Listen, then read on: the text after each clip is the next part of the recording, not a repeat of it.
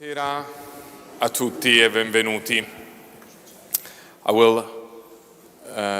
Dirò un paio di parole di presentazione e poi passo subito all'inglese. Sono davvero felice di vedervi così numerosi qui stasera in un doppio evento. Riprendiamo la nostra rubrica di What is a Museum? È già il terzo importante ospite che abbiamo quest'anno. Abbiamo avuto Taco Tibbits del Rijksmuseum, abbiamo avuto la direttrice del Museo Archeologico Nazionale di Atene e adesso abbiamo l'onore di avere Tristram Hunt con noi, il direttore del Victorian Albert Museum. So let's switch into English. It's a great honor for us to have you here, and thank you for accepting.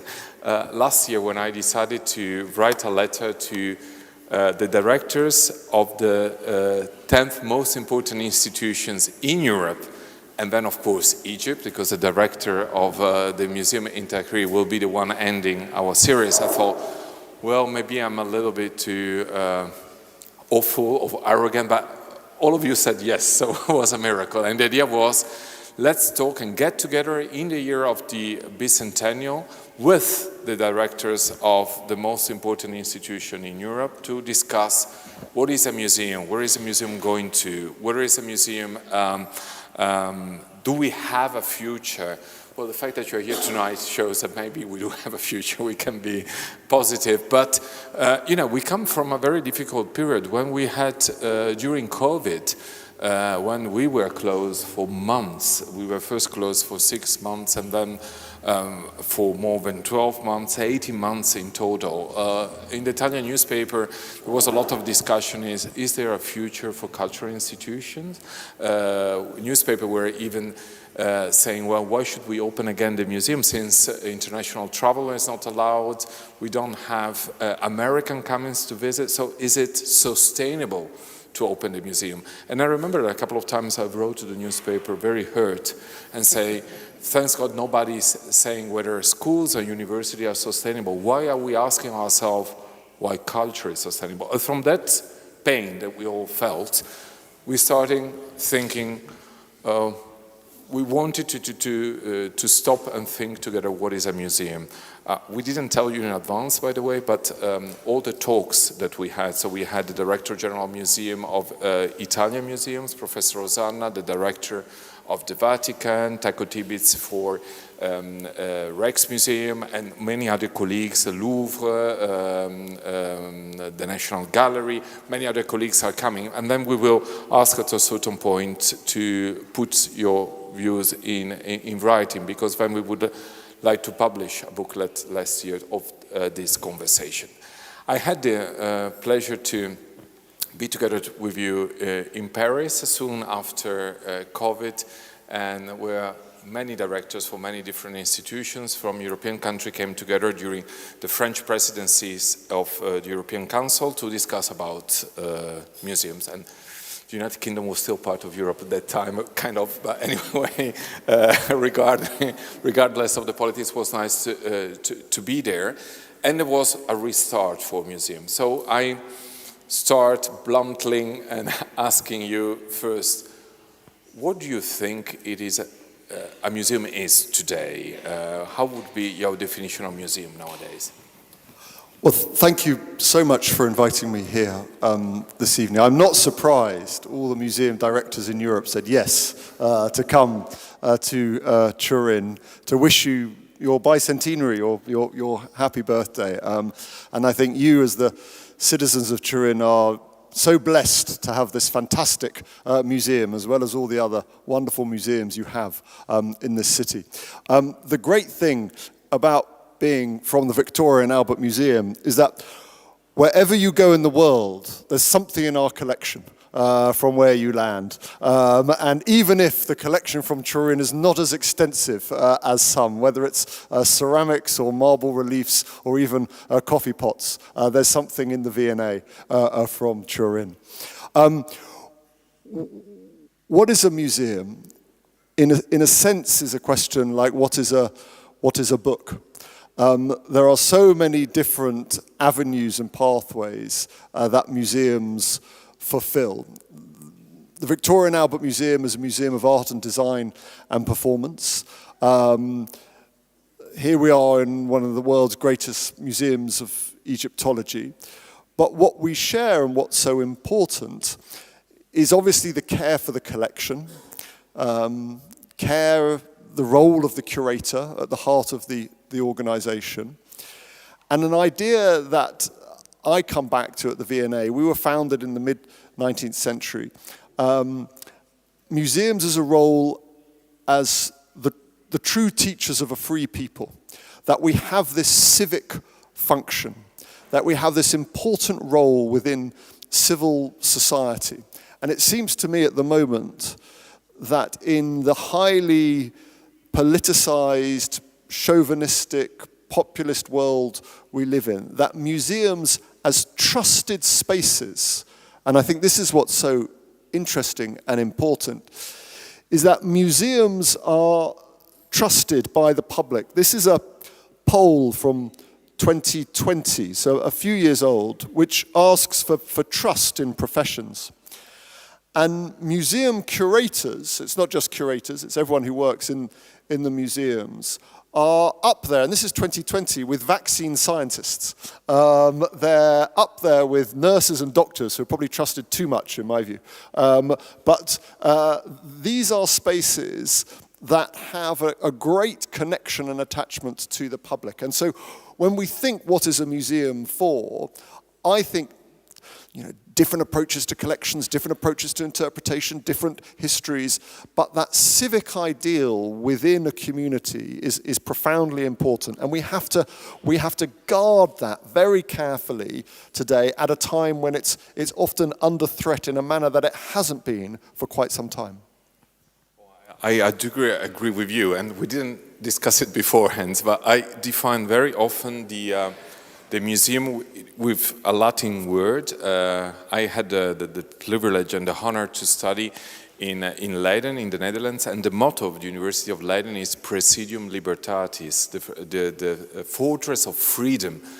And I define very often the museum in that way. It's really, and there is Article 3.2 of Italian Constitution that say that cultural institutions are those places that can eliminate all the obstacles for the harmonic development of personality. And I love that, to think that this is the place, even more than educational institution and universities, because we don't ask people to show their grades or to show what exam you have done before, but the museum can enrich them somehow too, and I loved seeing some categories that are very low down in your chart compared to museum curator, which is fine. I used to be a politician, so yes, we're right down at the. It's always politicians, estate agents, and journalists who are kind of at the absolute nadir. So what you gained became in a museum director because, well, the trust in you has been raised. There is something that as you know, in this society which is so polarized, museums can not be neutral. I mean, the illusion that we are neutral is an illusion, but we can try to give a safe space for people to express their dialogue, and it's also a place where we can agree to disagree. Well, there is in the museum world a lot of sensitivity at the moment concerning a lot of things, the objects.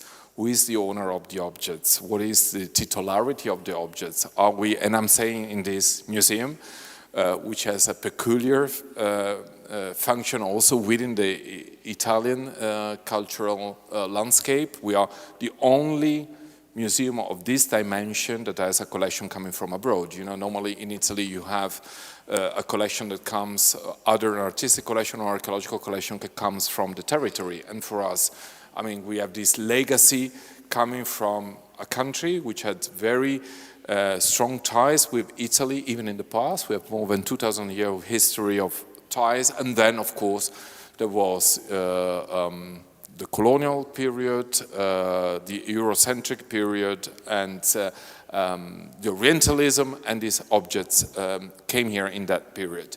So what do you think that today the question about who owns the past can be answered and can be addressed by museums.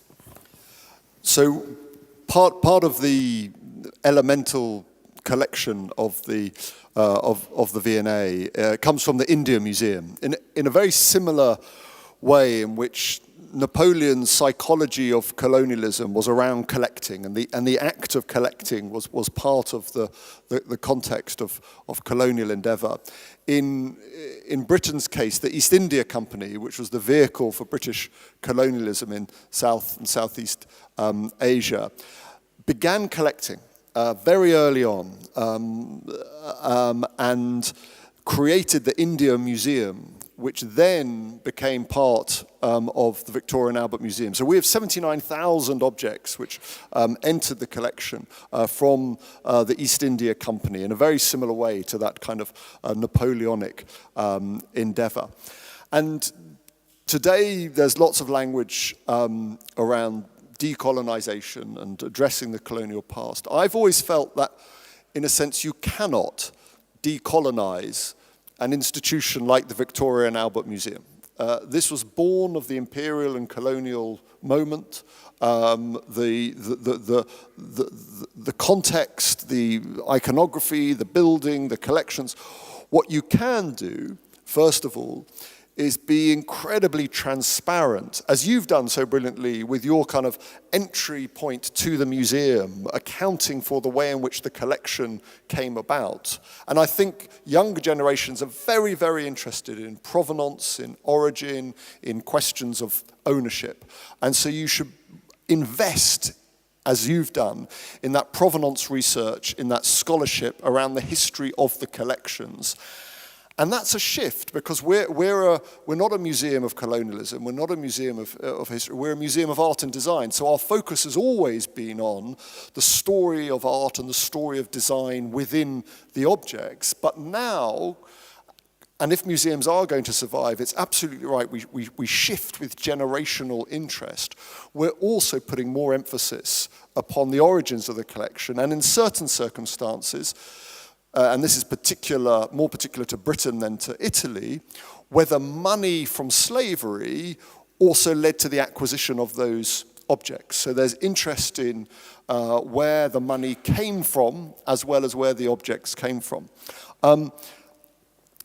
Connected to that, let me just jump forward a few slides, because it might be of interest.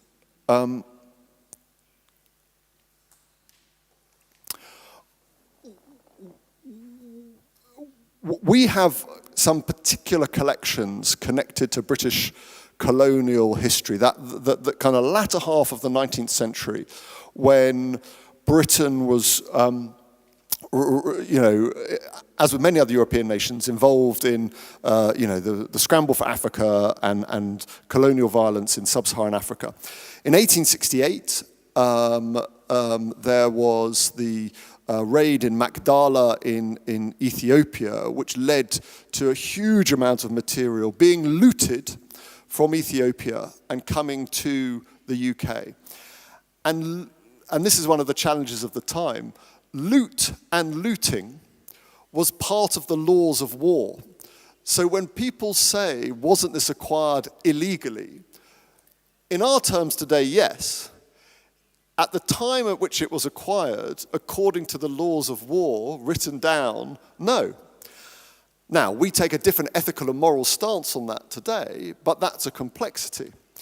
Nonetheless, a second collection comes from the storming and looting of Kumasi in modern-day Ghana in 1874.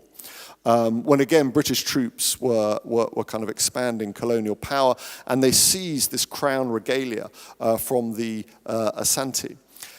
And what we've done in this particular context is that we are not allowed legally to return items. And we can talk about the Parthenon marbles later if we like. But the national museums in the UK, such as ourselves, cannot legally return items to countries of origin at the moment.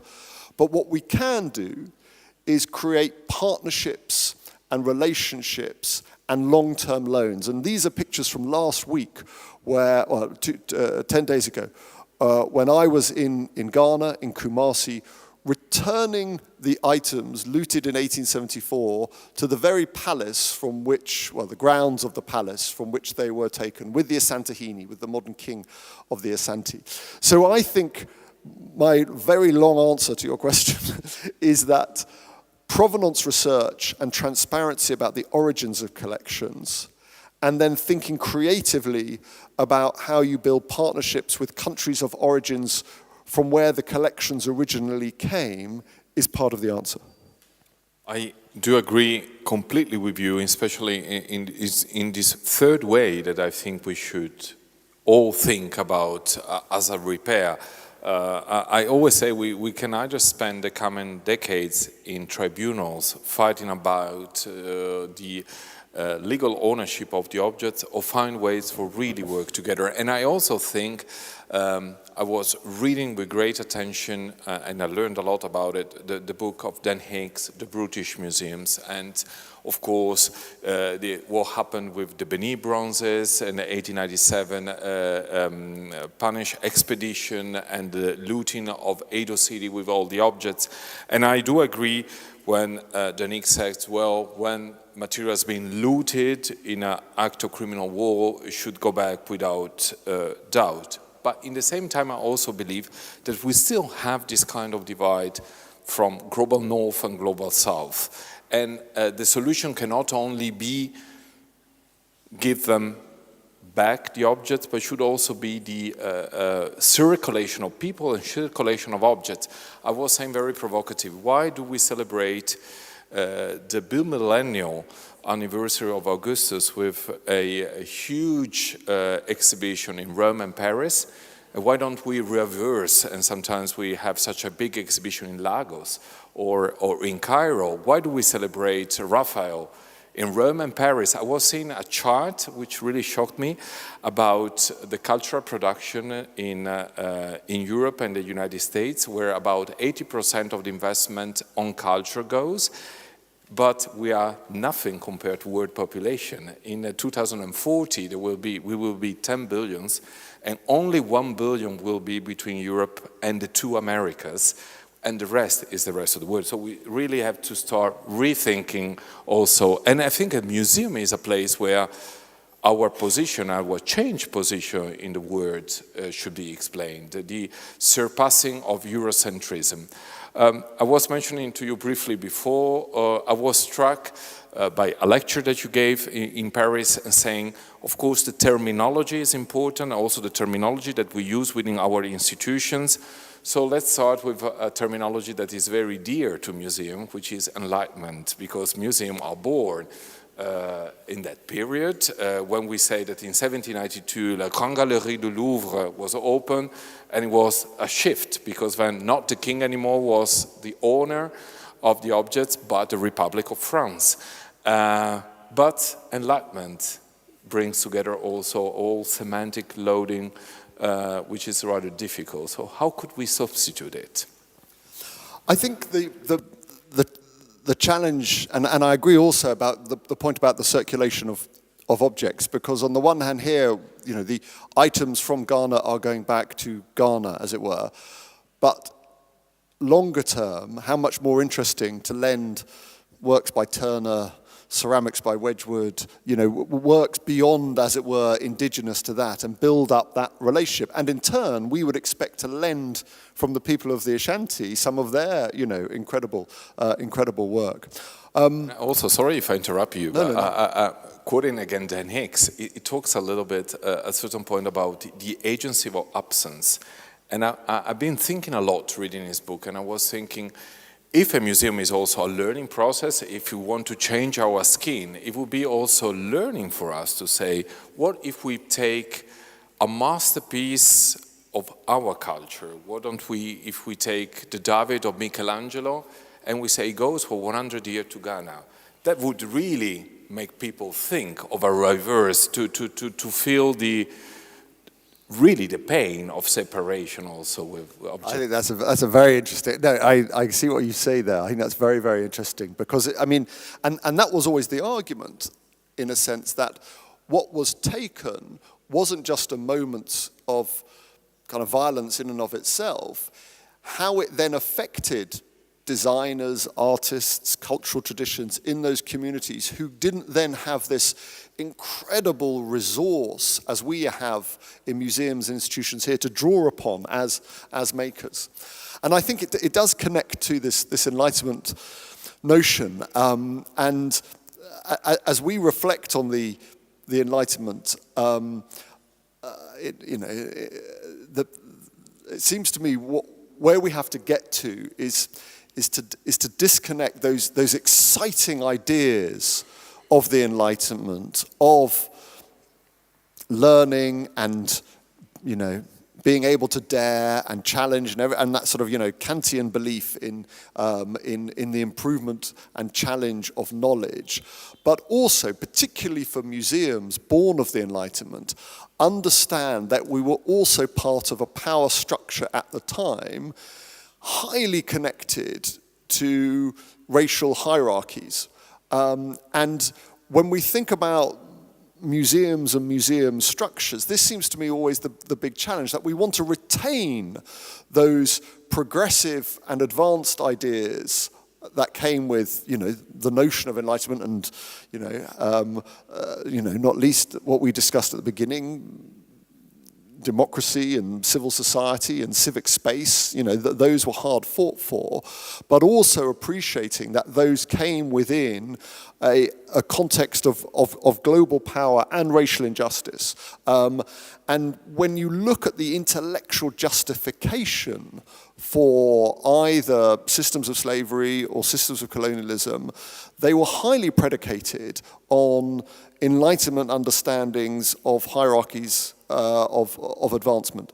And the point about, in a sense, where Africa was in this, or indeed parts of Asia, was that this notion of either a dark continent or a place lacking history or all of those components was in contrast to a European ideal of Enlightenment.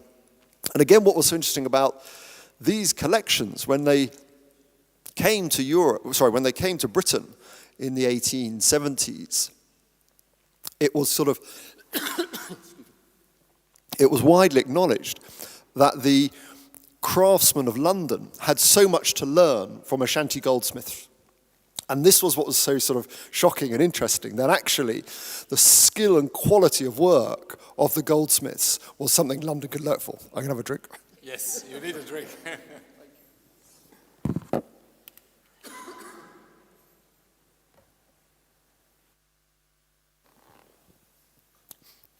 So yeah, that's the conclusion. We've got to strip away, in a sense, that those kind of ideas of racial hierarchy intimately connected to Enlightenment and hold on to those kind of progressive civic ideals that emerge from it. Then I have a question linked to that. You already mentioned a little bit. Well, I can of course, guess your answer.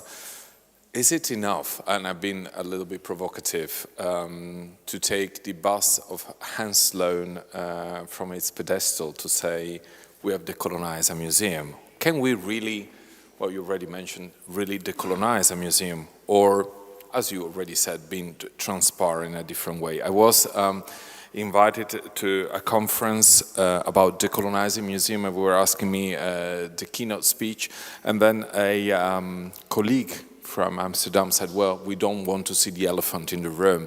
The elephant in the room is the museum, and it will remain the museum. If a museum is born in a certain period, is born according to certain rules, which we still imply, which we imply in a lot of things.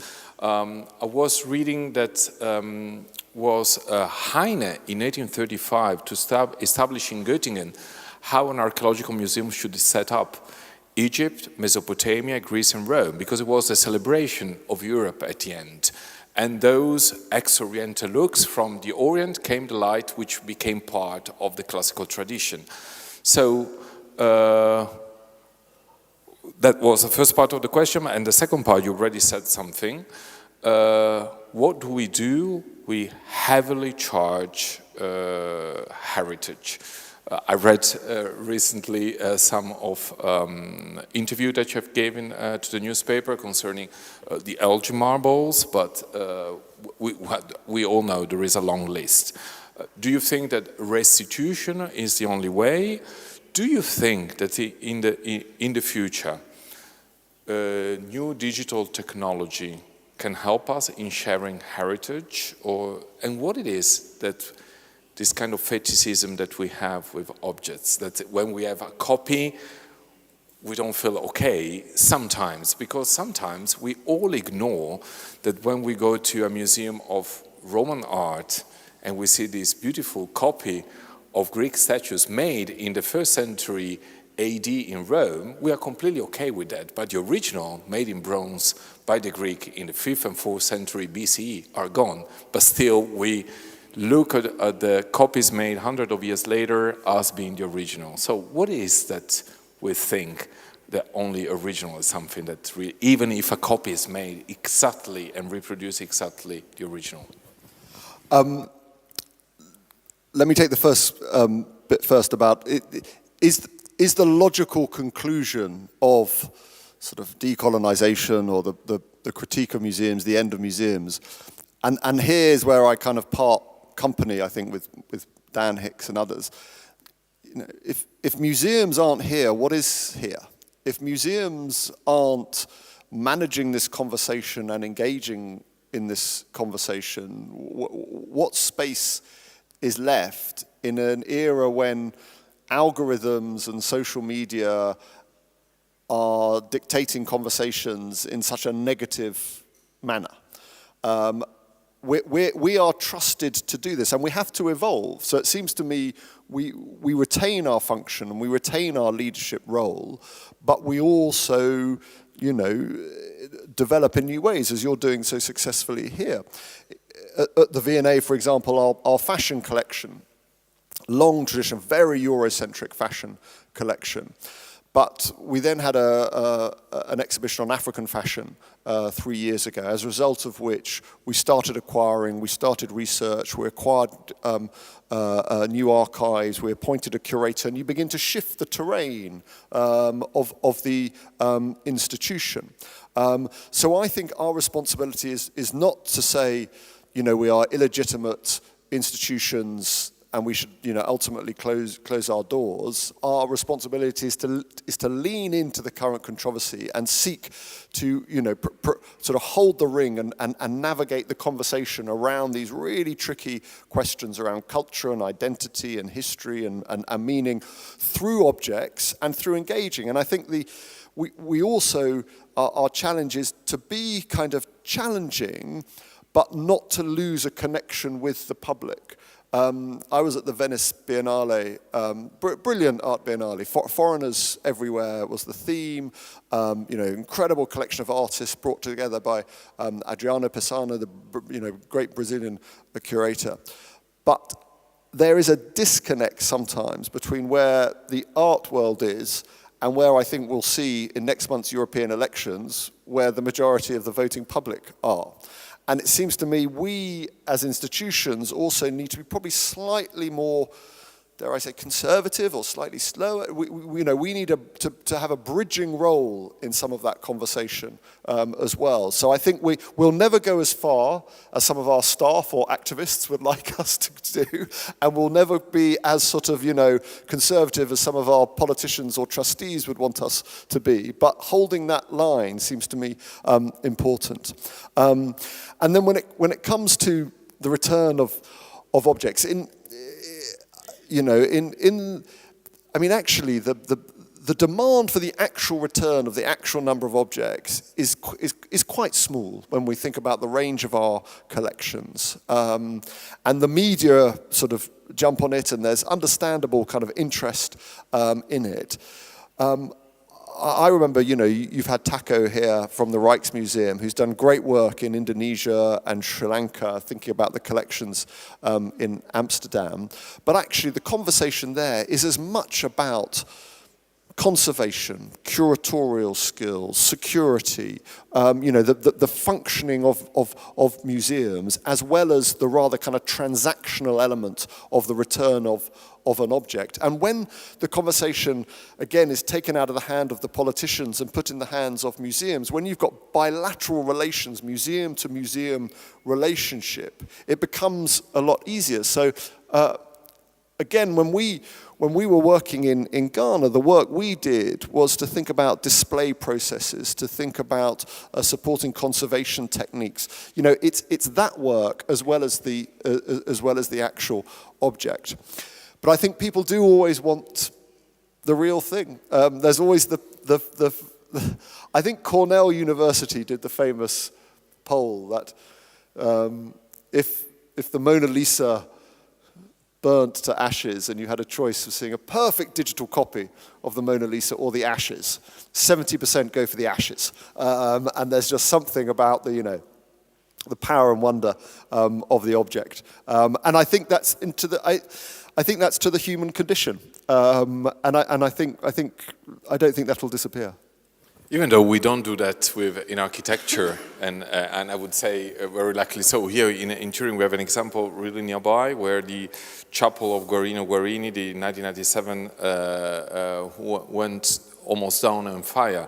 And there was a huge discussion what to do about it, and then the discussion was to rebuild it. And with Notre Dame, the same is happening. So there are symbols, or if you even think the Frauenkirche in Dresden, after it was bombed, there was a lot of discussion, but then in the 90s the decision was the Frauenkirche should come back. So there are these monuments which are the landscape in our cities that then, when they're gone, they should come back. Well, the one I always like is the Veronese's wedding feast at Cana, where you've got the perfect digital reproduction in the refectory in Venice, in Chini, and you go into the refectory and you see it and you understand its relationship to space, and then the real one in the Louvre, which no one sees because they look at the Mona Lisa at the other end of the room. Their head's just to the back of it, and actually it's there, the aura, as it were, is with the reproduction, I think, rather than with the real one. And I would like to switch a little bit to the object of our conversation, or something that we already mentioned. You say the museum as a civic role. Your museum has been an example for us all for the work that you're doing with community, how the museum is becoming part of the communities, and it's something that I always admired of your work and the things that you're doing, because on one hand the Victoria and Albert Museum is one of the main international attractions. People come to London to see the Victoria and Albert Museum. On the other hand, I remember the last time I was in London and seeing all these children sitting on a carpet and playing, having special places for them, family going in the weekend for them. Also the enlargement that you had, new building, everything that has been happening. How can you balance, or said in a different way, how do you see the role of your museum within the community? Does it, in your planning and your strategy, does it come before or after, or you seek having international tourists, or you think that the museum for you in your vision is really part and parcel of the city? Normally the V&A gets, pre-COVID we had 50% UK visitors and 50% foreign visitors. And of the 50% UK, I'd say a half to two-thirds were from London. So it's a really big and important part of our audience. And the fact that the museums are free, and I know, as it were, there are very good systems here to allow for that. But the fact there's no complications about that. You can come in, you can enjoy it. You don't have to stay. You can. I love that thing. You can go in and see 3 things and then leave and come back and go. And also, though, because that only gets you so far, because there's still those kind of cultural, almost psychological barriers of entry. You know, we are in a big, august building like yourself, and if you feel you are not welcome there, if it is not for you, then it doesn't matter if it's free.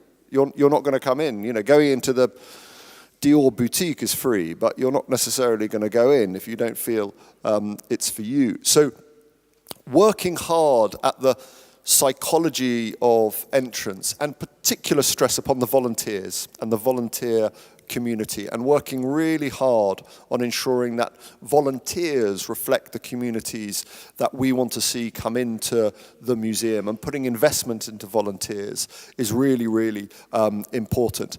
And then, you know, again, like yourselves, a really strong education and kind of programming focus. So we had here, this you can see on our courtyard outside, was this was a kind of mosque installation designed by a British architect called Shahid Salim, which was inspired by objects within the V&A collection. We have this incredible collection of Islamic materials. So he drew upon objects from within the collection and the architecture of the V&A. We then created an installation on the courtyard. We then had, during Ramadan, open iftar. So the iftar would be celebrated in the courtyard at the end of the day next to this installation. And there was one very sort of strange British day where in our courtyard there was a call for prayer. And in the courtyard over the road in the Science Museum, they had a brass band going at the same time. And this felt like modern London in some senses. But many of these visitors to the museum would not have come to the museum, would find it very hard to think that this was the space for them. So having that kind of programming, having that focus on volunteers, having the education program, I think it's hugely important, because if you don't feel that there is that sense of connection across the, you know, white, middle-class, middle-aged people feel a sense of wonderful ownership of the V&A, and I love them, and I don't need to work overly hard for them to come in and see the collection. But we do have to work harder to attract people for whom they feel this, you know, challenging mid-19th century institution is not for them. But I think it's to go right back to your beginning point. You know, how do we, you know, post-pandemic, post-everything else, how do we sustain the legitimacy of the museum, making sure, particularly in a city like London, which is 40% non-white, that we have connections to other communities is vital. And sometimes, you know, we get criticised for it, but I think if you've got your eye on the long run of an institution, then you've got to make those kind of connections. Well, I couldn't agree with you more. Miguel Falomer has been here as well, and he was actually saying the same things you are saying. As you know, in the Prado, the 2 last hours every day are free of charge. And then he was analyzing what kind of people come in, and there are all people living around the neighborhood, the well-to-do, people of Madrid that live nearby, that go out for a drink and go to the museum, because there is this invisible threshold in the museum. It is, people think that this museum does not belong to them. We have tried in the past to have some policies to attract new communities, also feeling the responsibility of being a museum with a huge Egyptian collection, and so we wanted to, first of all, to talk to Egyptians. So we developed this program, which was Lucky You if you speak Arabic, come here with a friend and you will come in for free, or only one of you will pay, which has quite heavy political reaction, but let's keep it aside. But there was something for me, well, yes, I had a kind of confrontation with a very important politician at that time. But at this time. But apart from that, there is there was something that happened that really made me realize how important it is to try to abolish the thresholds. Because of all the fuss that came around this, some journalists contacted me and told me whether two Egyptian family living in Milan since 20 years could come and visit the museum. So there were two middle-aged Egyptian men with their Egyptian wives. They've been working and living in Milan for 20 years. They didn't even know that this museum existed. And so they had never been in a museum, so they didn't know how to dress up. So they came up all dressed up, also the children with attire were amazing. And then I went up to fetch them outside the museum, and so they were queuing, and I said, "Oh no, please come." So the idea that the directors come and you don't have to queue was already something. And then there was something that one of the two ladies told me that really struck me and said, "But really, Italians queue up to come and visit material culture coming from our countries, even though we are considered the last in Italian society." And then it made me realize how big the threshold is, how high, and how we have to work still for that. We made a recent analysis on our public here, and it came out that 75% of the people coming to the museum have an MA, a university degree or higher, which is fine on one hand. On the other hand, means that we still have an enormous amount of work to do. And I've been reading in the last few years to see how much the V&A has looked for help for sociologists, anthropologists, philosopher, contemporary historians, because I think that this is also a part where we need a lot of work for the Museum of the Future to connect with community. A question concerning new generations. So there are sometimes doomed lights, people that say that museums are dusty and for old people. I always make jokes within the museums, because when they ask what is the average age of the people that come in the museum, and then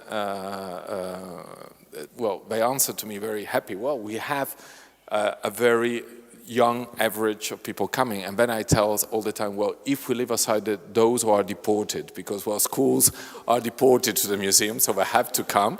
But if we leave aside schools that are obliged to come, what is the age of museum? And then we see that normally we have a lot of difficulties to have people in their 20s or 30s, like till the moment that you are in school or university you come, but after that, apparently, for like 20 years, let's say, you're not seen as attractive anymore. What do you think that a museum should do to think of new generations? Because the new generation is the future. I was talking with the director of the Opera Theatre that told me, and he's doing very successfully now, new programs for younger people, also thinking, well, that's the only way we can survive in the long term. I think it's so important that we, that there is that ground, isn't there, of 16 to 25, 28, that it's hard to bring in to museums, and we have to work hard, and you have to spend money on this. So some of the things, but at the same time, museums are attractive and interesting places, just physically. We're exciting places. And so what, as well, what young people are connected to and interested in, whether it's fashion, whether it's photography, whether it's contemporary art, whether it's dance, whether it's other as well, areas of practice which a museum can host and engage with, which brings them in new ways, is something we're kind of super keen on. And I think what's interesting today is then how many artists themselves and how many contemporary practitioners are really excited about interacting with historic collections and interacting with historic artifacts. You can't move for artists wanting to be in some historic spaces. And when you had the great Beyoncé video in the Louvre, you saw that there's this kind of energy around that. So I think there's there's actually a competitive advantage and an attraction around the historic spaces and the collections. What we're also doing, I'm just going to flip back a few slides here, at the V&A, is creating, and we'll see if it works, an entire new museum focused on 16 to 24-year-olds. So this is V&A East, which is currently being built on the Olympic Park in Stratford, in the East End of London, where the Olympics were in 2012. And the promise always of having the Olympics in London was that it would regenerate this really kind of down at heel area. This is literally built on what used to be a fridge mountain. Now all the fridges... Can I only interrupt you because you quote Olympics? I want to say hi to our president that just arrived, and she was the one who brought the Olympics to Turin, so she regenerated Turin as well. So.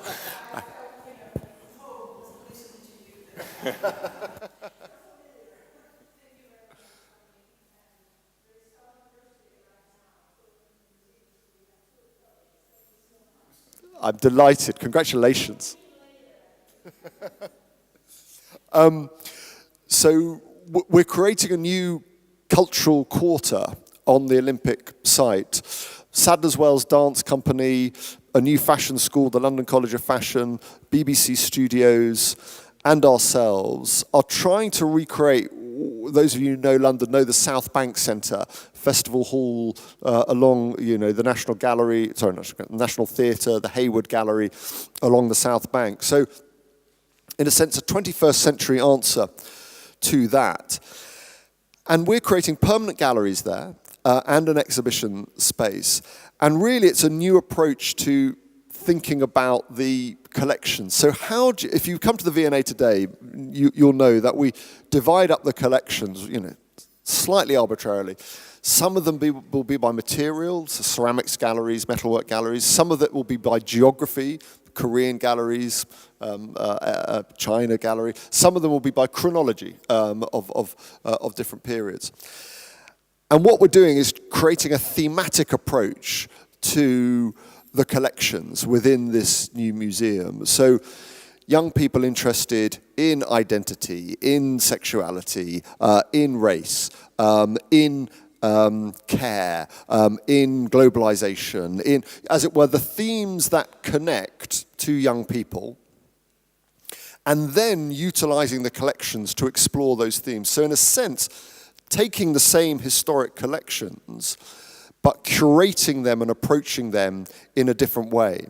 And I hope we'll see that actually there's still this great interest and passion in material culture if, as it were, you're framing it not in terms of the history of design in the early 1300s, but using those same objects from the 1300s, but in a different framing. So it's, we'll see if it works. But I remain convinced that there is something really appealing to material culture in new generations, particularly those focused on making and the practices of making and craft and production.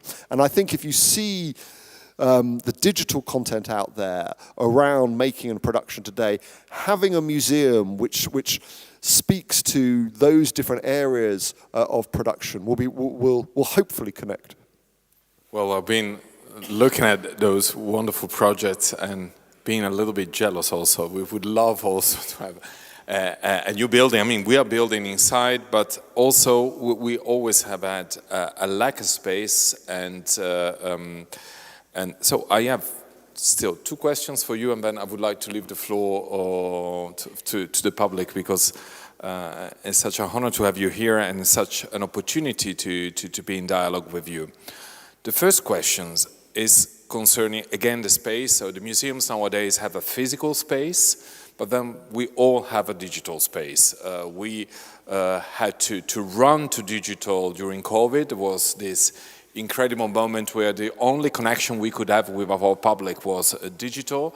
But I was reading a very famous French anthropologist saying, well, the Louvre is the most visited museum in the world because it has 10 million visitors per year, which means it's also the most exclusive museum in the world because 7,190 million people do not go. Well, we could say for every museum, of course. But now we have this opportunity to go beyond borders, also concerning what we were saying before. What do you think in the future will be the role of a digital museum? How does a digital museum can coexist with a physical museum? So we have around 3 million physical visitors, give or take, to the V&A in London, and then we have 16 million digital visitors.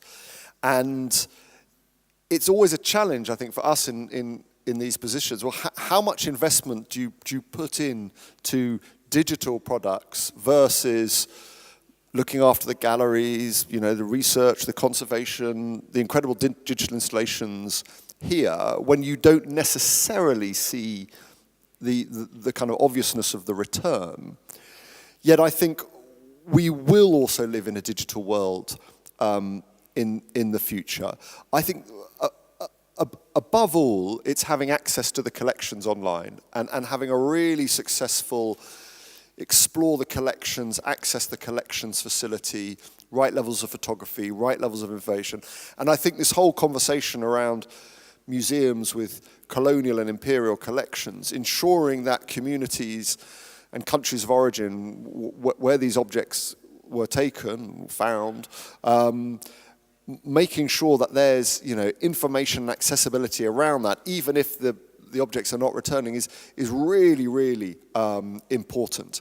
I also think that, you know, the way, and there'll be people in this room much better versed in this, but the way young people are, you know, are coming to spaces, are interacting with spaces, digital natives, so it's half through the phone and it's half in the space. So again, you know, the product in terms of whether it's your films, whether it's your TikTok, whether it's your Instagram, is part of the conversation. And I also think it gives voice, I think, to some of our expertise, actually. You know, we have this incredible bench strength in our curators, our conservators, our volunteers, our educators. Sometimes, you know, they are the best able to explain what's going on in the museum. You know, one of our great, you know, perennial sort of successes at the V&A is Vernon, our head of security, talking through the kind of, you know, history of the museum and everything he's discovered over the years through a very, very familiar account of the museum. So I think there's a transparency, there's a kind of digital native component to it.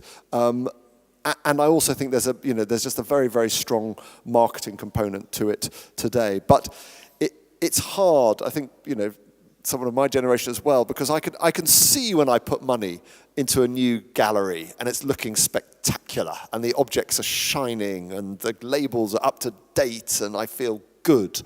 And then I can spend £250,000 on some online marketing campaign, which I don't know has done what it was meant to do. But it behoves me to kind of understand that, you know, that is the way in which these conversations, particularly for new generations, are going to take place in the future. Can I ask you how many people do you have working in your digital department? That's a very good question, which I should know the answer. But part of my excuse for not knowing the answer is... Well, which is already saying, because I would know the answer.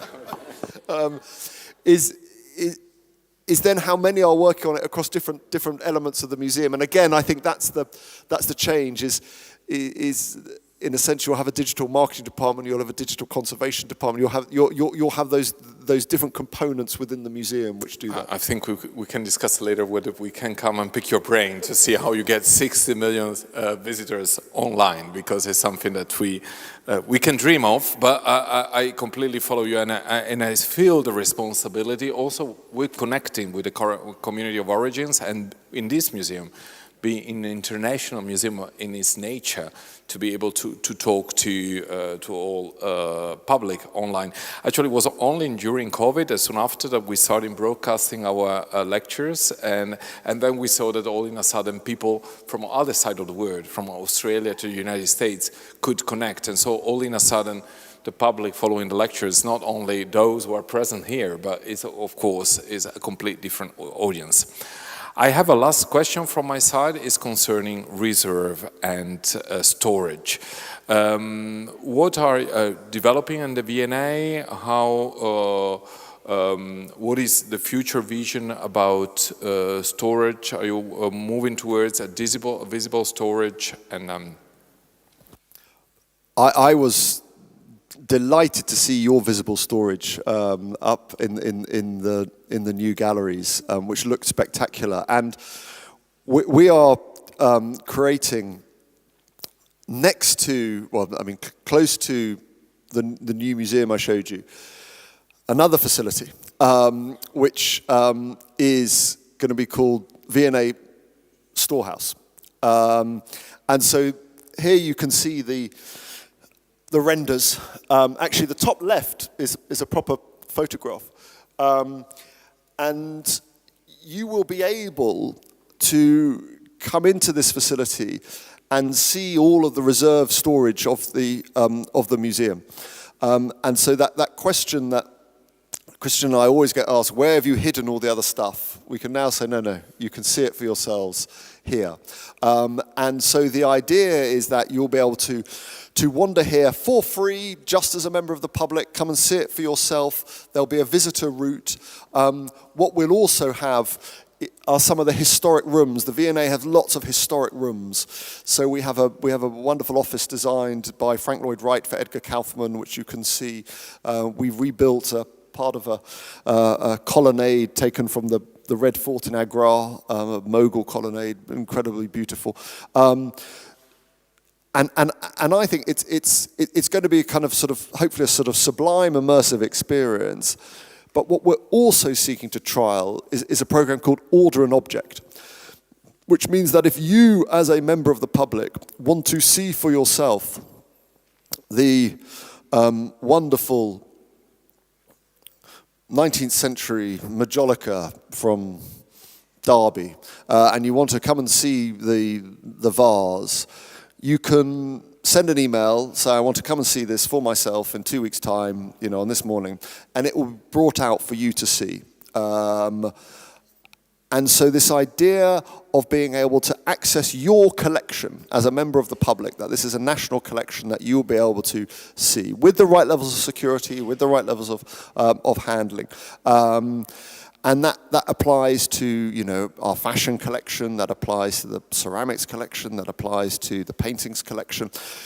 So we're gonna, on the one hand, it might only be, as it were, scholars and researchers who want to actually spend time coming to see, unique parts of the collection, because as ever within a museum, you're putting on most of your greatest work in the curated galleries. So this is the reserve collection. But also, I think it's, to begin to end where we started, that notion of democratic access to the collection and thinking about how you upgrade that idea for the 21st century, that you, on your phone, can order this object that will then arrive for you, that you can go in there and see it for yourself, have that kind of intimacy and conversation with the object, in this exciting space, hopefully, is what we're seeking to trial. So again, it's a big couple of years for us, whether we can land a new space for 16 to 24-year-olds, whether we can land a kind of new idea of democratic access to the collections, all in a part of London which has been historically underserved by cultural provision. The winds in London always went from west to east. So east never had all of the resources and housing and wealth that West London had. And only now is the level of money and resource going in to East London. And hopefully these cultural centres will help with that. So that's the idea. And it's designed by the brilliant architect Liz Diller from New York, who did the the High Line and other things in New York City. It's in a huge kind of corrugated iron shed that housed the media center for the Olympics, and now we're filling it up with the great collections.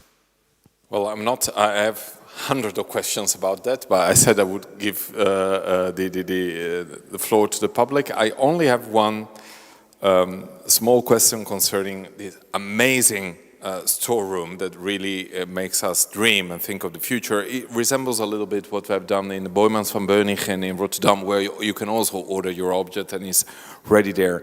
How was the reactions of the curators, the curatorial staff, having the reserved detached from the building? Because there's always a discussion, it was in Paris as well with the Louvre, well, there is moved also hundreds of kilometers, but not having the reserve within the place itself, having the collection displays now in 3 places even.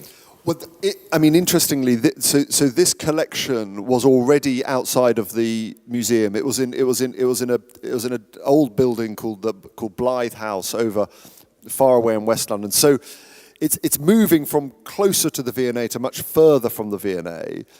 But in a sense, some of our staff who are now living over in East London, they'll work a couple of days here, they'll work a couple of days in South Kensington.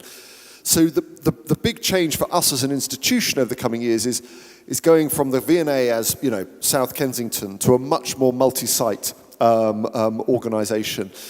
There was a lot of concern. There was resistance and worry. But now that lovely moment in an organisation where it turns towards excitement, and actually this could be something really interesting we want to be part of. Well, it's absolutely exciting, and I think we will be reading about it in the literature in coming years, because also the idea of moving out, of bringing the museum in areas where the museum is not there, solves a problem that we were discussing before, solves that thresholds which probably will not be felt as well, and you can reach out to people that normally would not go to a museum. So, but I promise to give the floor to our public. So, are there questions, comments, anything you would like to ask Tristram, taking advantage of the fact that he's here with us? Yes. Yes, good evening. Thank you for the amazing conversation. It's been really interesting under many aspects. My question is actually changing the focus a bit to future museum, so new institution.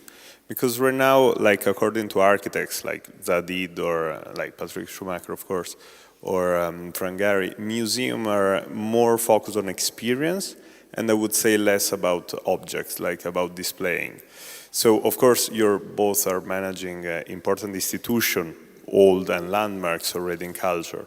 My question is, do you think like new museum, new future and potential landmarks in culture will be more focused about producing multimedia experience, performances, rather than purchasing a collection or objects to display?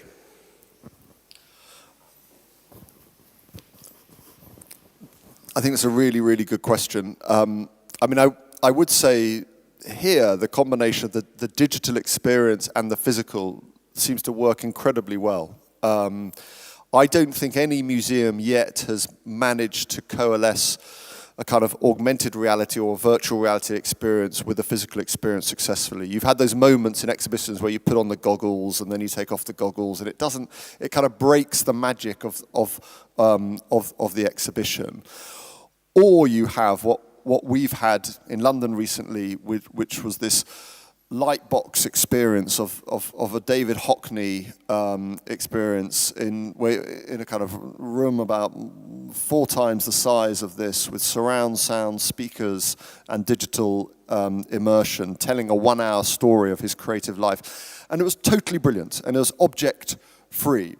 But we could never, as publicly funded institutions, have the production value to meet that. And we shouldn't kind of try in some senses, because what you get on your phone now is of such incredible quality relative to what we can do in our spaces and our collections. So I think we can, through intelligent interventions, kind of marry the two. I think what's interesting in the coming 20 years is, China has created a lot of it's created a lot of museum spaces in the last 20 years in a fairly Western model in many ways. India has created some private museums in a not dissimilar way, but actually their focus has been much more on performance, on song, theatre, display, and we've just seen a new museum open in Nigeria with a sort of consciously anti-Western museum ethos in terms of either the management of the collection or the sort of, as it were, sort of linear idea of how you're going to put a collection together, a much stronger focus on cultures of performance. And so, and the growth is going to be in Africa in the next 20 years in terms of where museums are going to be built. And I think they will disconnect from the kind of Western museum model in a way that China, I don't think, has, or other countries in the last 15, 20 years. So I think there will be a shift, and then I think the private sector will take care of the digital. The Museum of the Future in Dubai is just like a kind of, digital immersive, and it's going to cost you $30, $35 to... May I tell you that I went to Dubai I teach at the New York University in Abu Dhabi, and so I went to Dubai to see the Museum of the Future, hoping that, I didn't really understand the name, so I thought it was the future of museums. So I was hoping, and then I must say I was a little bit disappointed when I went into the lift and they told you, well, welcome 2040. So I felt in a kind of stargates, and so, was not exactly what I was expecting, but yeah. But they have the money. On the other hand, Jean-Luc himself was so critical about what is happening in the UAE. On the other hand, I find it amazing to see that the Louvre, the Zayed Museum, the Team Lab Borderless, the Guggenheim, they're created a museum in Seoul now, and it's amazing to see, actually. Sorry, you're totally right. And the other area to look, we had a presentation from a man who kind of exhausted himself during the course of the presentation, that in Saudi Arabia they have to build like 30 new museums in the next 10 years or something. And there, it's a mix of a kind of Western model of what a museum should be, and I think there's a kind of, it'll be interesting to watch where they go, because they've got the money for all the digital, but there's still, having seen Louvre Abu Dhabi and others, there's still this desire for a more classical ideal of a museum as well. Yes. I want to add something, but I give the mic for you. You said about buying collection. I can answer for my side. We have a policy of non-acquisition in the Museo Egizio because of all the reasons we have been talking to. It is very difficult nowadays to buy collections, that is really well provenance, to buy collection where you don't go into the ethical issues concerning but I do believe that the museum is also about keeping collecting. It's only the shift can change.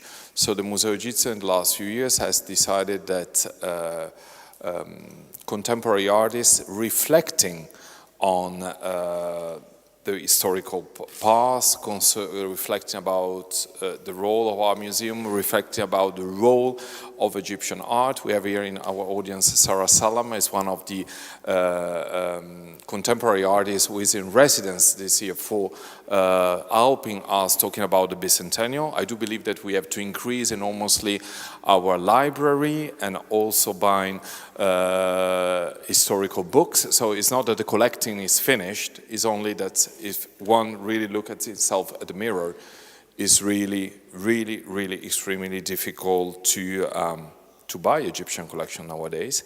And I do believe that, we have signed also an agreement with the Egyptian Ministry of Antiquities that we are side by side with Egyptian in fighting illegal excavation, in fighting illegal trading. So that's a matter. That's also a reason why, and it happens often to me that people send to us They're objects as part of a heritage because their parents died, and they have no provenance whatsoever.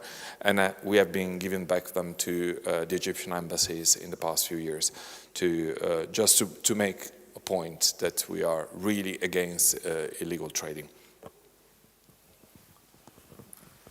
Well, thank you so much for coming and for the interesting lecture. Just a comment on digital and physical. I think we might use the notion of blended, which puts together the digital dimension and the physical dimension. And I think that could be probably a model for the future. And I'm saying that, I mean, I'm not by profession working in this area, but I used to be, and I'm still a trainer, and now in education, I think the blended model is the one that, I mean, we have as a consolidated, I mean, way of teaching, where we do a preparatory phase, then we have the face-to-face, which could be, I think, the visit to the museum, and then you bring the museum back home. Then I think the blended approach is something that would impose in the future to put together those two dimensions that are not really, you know, black and white, but they go together. They have to go together. Thank you. I think that's. I think the blended model is. I think that's exactly right. And here's an example. This was one of the minor benefits of lockdown, that we got to open the frames of the Raphael cartoons. These are the cartoons for the tapestries in the Sistine Chapel. And so we did 3D scanning and photogrammetry and created an incredible digital resource, which you can use on your QR code in the gallery, which gives you a much greater account within the gallery, but also provides exactly that resource before you get into the museum. I think that's right. And that would also close the gap, talking about decolonization, about bringing museums back in those countries. You were mentioning Ghana, but I think that would be a great potential for the future. Thank you. Yes. Thank you so much. I guess my question is a little bit cliche at this point. I was wondering whether Brexit had an impact on the museums in general in England, but also on the V&A, and whether maybe it interfered or helped on its processes, its work in general. Thank you, that's it. Well, it hasn't helped, but in terms of our functioning as a museum, it has not had a major impact. I say where it has hurt us is the ability to attract talent from across Europe, because actually it's just a lot more of a headache now in terms of visas and in terms of residencies and all of that stuff. Whereas you know, we had a much, you know, wider pool of prospective applicants who enriched the culture and understanding and knowledge of the museum, and then, you know, would go and work someone else and come back and all. So, and that's not just the V&A. I'd say that's across the museum. So you know, we've lost talent. I think the broader question is a longer term question, or that's not that much longer term, which is that whether exit from the European Union, and particularly, you know, the common market, is going to lower British GDP and wealth over the next 10, 20, 30 years, which is going to lower the amount of money that goes into our public bodies and institutions. So are we going to be richer as a nation because of Brexit? I doubt it. And as a result of that, will there be less money for publicly supported institutions? Probably. But I'm a neutral public servant. Are there any other questions? Good evening. Thank you very much for this terrific and wonderful talk. I would like to know, what do you think about protests and vandalism that museums are facing in the last years? And are the museum overseas trying to find a touch point with the communities about this topic? We had, just last week, a kind of activist intervention in one of our galleries, which is just sort of entering the media now. We have a miniatures gallery, beautiful ivory miniatures from the 18th century. And they're often sort of love lockets. They're often of sort of nice young ladies and handsome young men who went to the colonies and died, and they were kind of safekeeps. And someone placed within our gallery a image of Julian Assange and his wife, with labels brilliantly written, like a V&A label, about the object and the nature of it, and the kind of and it was a sort of very, deft act of sort of political intervention, which didn't harm any object. It was discovered, it was removed. Obviously they took pictures of it and now they're kind of circulating it. So museums as a space where you kind of make your voice heard without damaging the objects or inflicting, damage is a long part of our role as civic spaces, and to me that seems absolutely right and absolutely fine. I think when you're smashing the Rokeby Venus with a hammer, then you're crossing a line. And the reason you're doing it is obviously to gain attention, because these spaces are so loved and admired. And I think our responsibility in terms of, our legal responsibility in terms of caring for the collection has to draw quite a strict line at that point. And we've had some of that at the V&A, but obviously the National Gallery in the UK has been hit much more. And as a result of it, they've had to spend a huge amount of money glazing, large numbers of pictures that weren't glazed beforehand. And so the effect of that is A, a financial cost, but B, also, for those of us who love these paintings, actually, there is an implication, there is a removal. Now, protesters might say, well, when it comes to the impact of, climate breakdown, glazing a few pictures should be neither here nor there.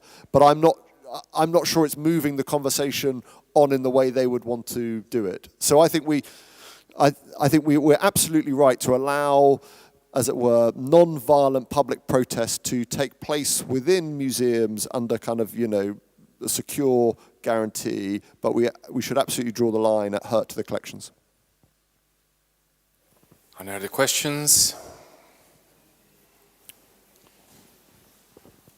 Hello, good evening. Thanks for being here and for this fantastic lecture.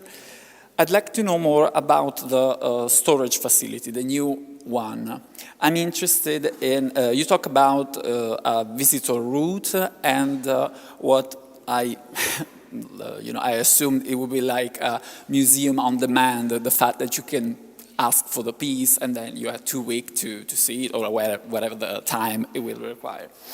But I'm interested to understand, if you have any idea or plans, what would be the role of the curators in that specific venue? How it would be curated, the space, if it will be curated, or it is like the storage and then the visitor. Because I can understand that it's a more visitor-based experience, so like a museum on demand. But I'd like to know the curators over there, what would be their role? Thank you. It's a very good question. So it's a mix. On the one hand, you'll just have, rows of, like you have here in some of the open storage, rows of ceramics, rows of metalware, which is stored. And then what we're having are called hacked ends. So essentially at the end of some of those rows, we're having curated spaces based around themes within the collection, based around kind of material types, based around a series of different interpretive approaches. We also then have these 7 or 8 historic rooms which are excuse me, which are interpreted as well and curated as well. And then we have a couple, we have 3 small gallery spaces as well, where we can have temporary displays as well. So I would say the curated space would be around 15% maybe, 15-20% maybe. No, 15% relative to the rest. But also curated in a less sort of, not clinical, but with a slightly more rough and ready feel to and the balance there is how we retain absolute intellectual integrity and curatorial scholarship alongside a sense that this is just a little bit more kind of rough around the edges, and the ability, and this is always the hardest thing for museum directors, we always say we want to do this at the beginning, to have quicker rotations. How do we rotate the objects and sort of secure the budget to allow for rotation in the future, and that's always, because it's always easy to say, oh no, let's just keep it on for another year. But actually, for a space like this, we've got to try and hold ourselves to that. Any other questions? And I have one last question concerning the figures, the financial figures. I don't want to have details, but how can you finance such a huge building process? Is the money coming from the trustees? Is public money coming from the government? Do you have fundraising? What is the percentage? Is private money? There's sadly no money coming from the trustees. So this, the deal for this is that ourselves, the British Museum and the Science Museum all shared this facility over in West London, which was this amazing, lovely, early 1900s old post office. And the government sold it off for much needed luxury housing in West London, and gave us all £50 million each to go away. So we were given £50 million to move out and take our collections. And with that money, it cost us £13 million to pack the collections and move them from one side of London to another. And then it's cost us around £42 million to do the fit out. So we've had to fundraise another 7 or 8 million to get there, and that's through trusts and foundations and private bodies, and then the running costs of it are partly supported by extra support from government, as well as, in a sense, transferring our old running costs from the old building to this building. Our challenge with the storage facility is that, you know, we don't have a shop here, we don't have a big cafe here. It's a kind of research facility. It's a public facility, so it's going to be, you know, we're going to have to work hard to ensure we, you know, keep it in budget. But I think it will be I think it'll be a great popular attraction. The final thing we have here is that through the great generosity of David Bowie and his family, the David Bowie archive will be coming to the Storehouse. So we will have this facility to study all of the notebooks, the fashion, the photography, all of the kind of world of David Bowie as part of this facility. So that'll hopefully be another great attraction. The great thing about Bowie, every new generation discovers him afresh and enjoys him even more.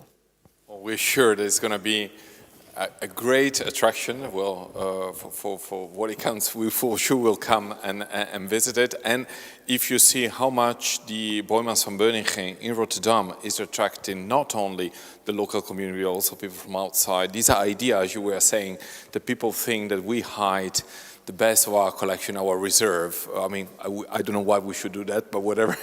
But then the idea that all your reserve are open will attract people.